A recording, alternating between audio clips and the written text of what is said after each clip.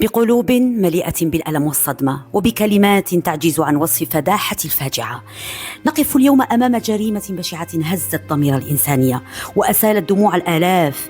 إنها جريمة قتل الطفلة البريئة مروى بوغاشيش ذات 13 عاما، التي خطفت منها الحياة بكل قسوة لتترك خلفها أسرة حطمها الحزن ومجتمعا يئن تحت وطأة الصدمة والغضب.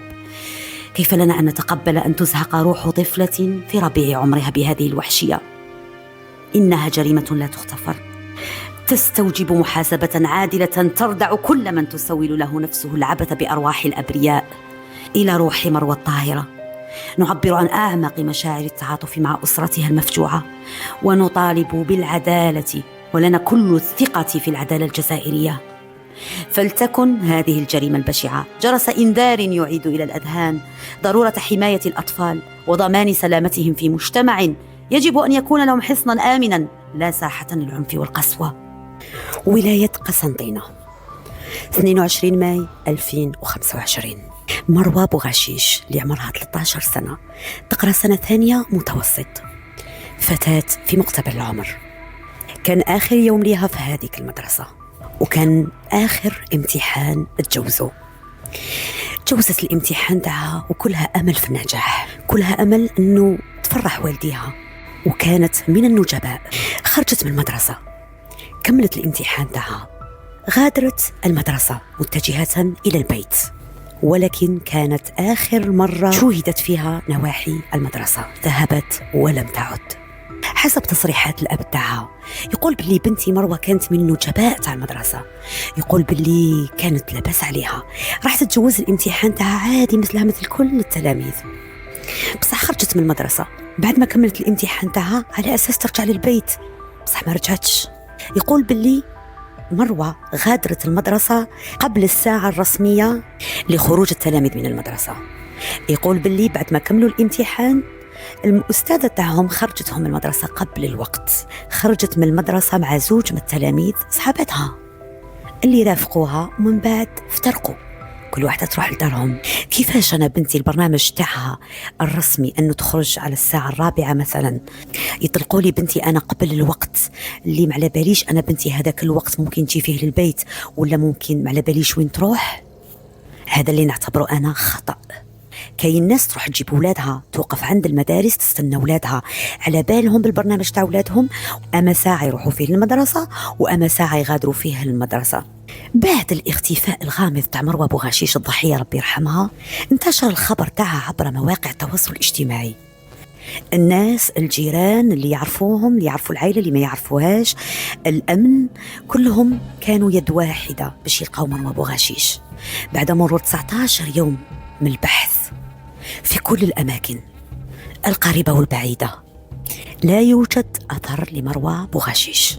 العائلة كانت في حسرة، قلبها مقطع على بنتها، ولكن في الناحية الأخرى كاين ناس استغلوا الوضع ويخرجوا في الإشاعات والهدرة الزايدة، اللي طعنها في الشرف تاعها، واللي قال زهرية سرقوها على جال السحر. كل واحد كان عنده كلام. الحق عيد الأضحى، مروى عندها 19 يوم الاختفاء تاعها. وردت معلومات تقول باللي كاين جثة مجهولة الهوية وين في غابة جبل الوحش. بعد ما تنقلت السلطات لعين المكان مع مصالح الشرطة القضائية والشرطة العلمية والطبيب الشرعي، داروا المعاينات اللازمة وخذوا العينات وأمروا بإجراء تحقيق معمق، بما في ذلك تحليل الحمض النووي لرفات الضحية. وفي مدة قصيرة تم تحديد هوية الجثة، واللي تقول باللي هذه الجثة تعود إلى الطفلة المختفية بوغاشيش مروى. الجثة تاع مروى بوغاشيش كانت في حالة متقدمة من التعفن. لماذا قتلت؟ كيف قتلت؟ أو أي تفاصيل؟ لحد الآن لا توجد أخبار رسمية تفند ما يقال ويشاع في مواقع التواصل الاجتماعي. عند تصفحي لموقع فيسبوك شفت كاين ناس راهي تكتب سيناريو كيف حدثت الجريمة من أولها إلى آخرها. الشخص اللي راهو يكتب هذه المعلومات ويأذي في العائلة بعد الشيء اللي صار فيهم مكذاهمش.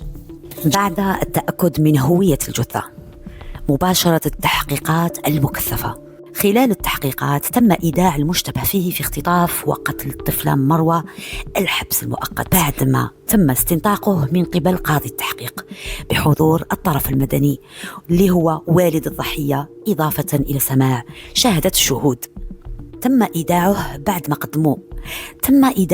ما قدموه أمام وكيل الجمهورية ومتابعته بناء على طلب افتتاحي لإجراء تحقيق قضائي يتعلق بجنايتي اختطاف طفل عن طريق الاستدراج وما ترتب عليه من وفاة الضحية، إضافة إلى جريمة الاغتيال. المشتبه فيه المدعو دال سين. التحقيق متواصل في انتظار الحقيقة والقبض على المجرمين. لنا كل الثقة في العدالة الجزائرية. أنت أيها الأب وأنت أيتها الأم، أنتم مسؤولون عن أولاد تاعكم. قبل مروة كان الكثير من الأطفال تم اختطافهم وقتلهم بدون رحمة، وأمثال مروة كانوا كثيرات. فأنا أتساءل اليوم وقت اللي نكون ماشية أنا في وسط المدينة ولا في الشوارع، نشوف أولاد صغار يتجولوا في أي مكان وحدهم بدون والديهم. علينا بدق ناقوس الخطر. كل واحد فيكم مطالب يحاذر على أولاده. رانا في زمن واعر بزاف اللي المجتمع أصبح فيه آفات اجتماعية كبيرة: السحر، لابيدوفيلي، الاختطاف من أجل المال، الاختطاف انتقاما. عزوا ولادكم، لا ذنب لهم، صغار ما يعرفوش، تتعش لهم، انتم الكبار اللي مسؤولين عليهم. ربي يرحم مروة بوغشيش وربي يصبر الأهل تاعها، وبحول الله تبان الحقيقة ويتحاسبوا المجرمين. ولا تجسسوا ولا يغتب بعضكم بعضا، أيحب أحدكم أن يأكل لحم أخيه ميتا فكرهتموه، واتقوا الله إن الله تواب رحيم. باسمكم جميعا أقول لهذا الأب وللعائلة الكريمة: عظم الله أجركم.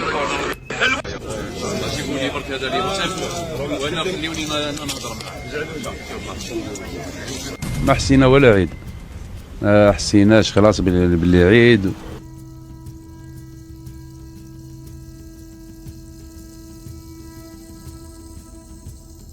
ويعني كنا في البحث عن الطفلة مروة.